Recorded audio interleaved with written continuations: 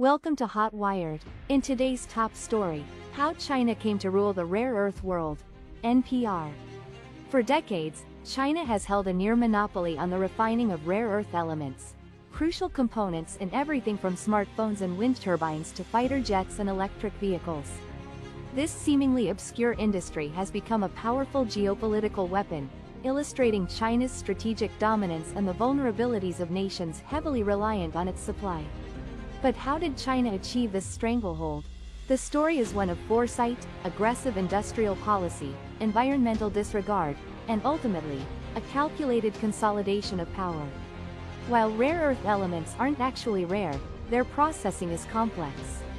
In the latter half of the 20th century, the United States controlled much of the market, primarily through the Mountain Pass mine in California. However, China recognized the strategic value early on. Starting in the 1960s, Chinese officials meticulously studied American refining techniques, absorbing knowledge during visits to Mountain Pass.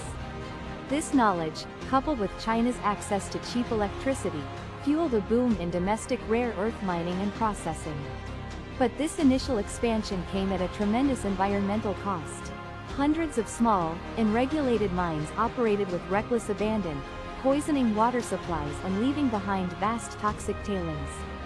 This chaotic, environmentally destructive period, described by some as resembling illegal drug trafficking, ultimately led to unsustainable practices and price wars among Chinese producers themselves.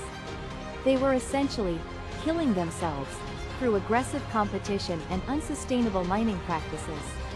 This unsustainable industry even drew complaints from within the Chinese government itself about the low prices being offered for a critical resource. By the late 1990s, Beijing intervened.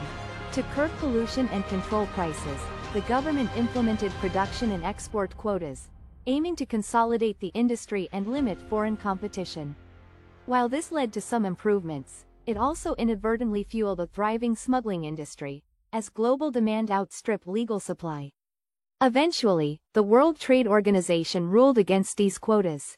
Undeterred, China shifted strategy.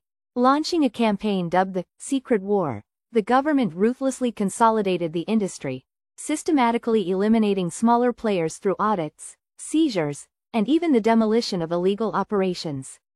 Within a few years, the industry had been restructured into 6 dominant, largely state-owned enterprises, the Big Six. This allowed China to exert almost complete control over supply and pricing, creating a global dependence on its rare earth production.